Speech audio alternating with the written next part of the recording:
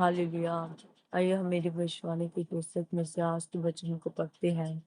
पवित्र आत्मा सामर्थ्य का वास्तविक स्रोत है।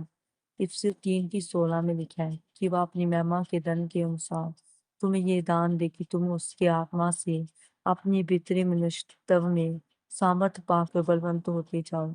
मेरे प्रिय, बाइबल में हम ये देखते हैं कि दाऊद परमेश्वर से कहता है कि अपनी आत्मा को मुझसे लगना कर, जिसका मतलब जहाँ पवित्र आत्मा की सामर्थ्य नहीं वहां बल होता है, क्योंकि मसीहत एक धर्म नहीं, ये एक धार्मिकता है। अगर आप अपनी कीमत समझ जाओ और पवित्र आत्मा आपकी जिंदगी में हो, तो आप टाटा बिरला से भी ऊपर हो जाओगे। क्या आप जानते हैं कि पवित्र आत्मा आपके अंदर कब रहता है? क्या वह एक व्यभिचार करने वाले के अंदर रह सकता है? क्या गालियों निकालने वाले के अंदर रह सकता है? नहीं। इसी तरह क्या वह एक जैसे चुगली करने वाले व्यक्ति के अंदर रह सकता है? नहीं, क्योंकि पवित्र आत्मा माफी का आत्मा है, प्रेम का आत्मा है। मेरे प्रियो, पवित्र आत्मा के फल ये साबित करते हैं कि वह आपके अंदर है या नहीं।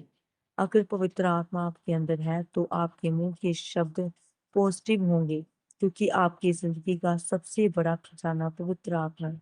जब हमारे अंदर पवित्र आत्मा आता है तो उसकी आवाज आती है, लेकिन उसके जाने की आवाज नहीं आती है। वह गैर भाषा के साथ हमारे अंदर आ सकता है, लेकिन जब वह चाहता है तो गैर भाषा हमारे अंदर रह सकती है, परंतु पवित्र आत्मा हमारे अंदर नहीं रहेगा।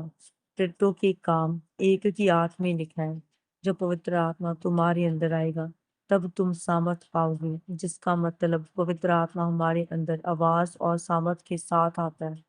लेकिन जब वह आ जाता है तो बिना बताए और बिना आवाज किए जाता है और वरदानों को छोड़कर जाता है। इसलिए अगर आप पाप करने के बाद भी आशीषित हो रहे हो, तो आपकी आशीष इस बात का सबूत नहीं है कि परमेश्वर का आत्मा आपके अंदर है। परमेश्वर आपके साथ है। आपको वचन के साथ अपने जीवन का मेल करना होगा, जांचना होगा कि प्रभु आपके साथ है या नहीं। उत्पत्ति 1:1 से 7 तक लिखा है, जब परमेश्वर का आत्मा जल के ऊपर मंडराता था, तब भी पृथ्वी बेडौल और सुनसान थी। इसलिए एक आत्मा से बड़ा हुआ व्यक्ति, अगर वह अपने जीवन के किसी हिस्से में वचन को इस्तेमाल ना करे, तो वह उस हिस्से में कमजोर रह सकता है।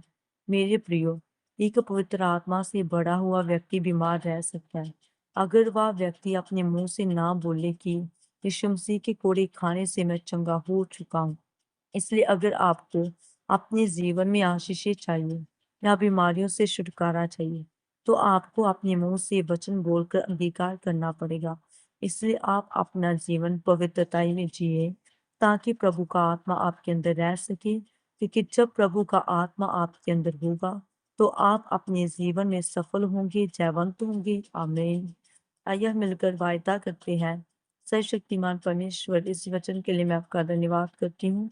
परमेश्वर, मैं वायदा करती हूँ कि मैं अपना जीवन पवित्रता में बिताऊंगी। आप अपनी आत्मा को मुझसे अलग ना करना। प्रभु यीशु मसीह के सामर्थी नाम में, आमीन।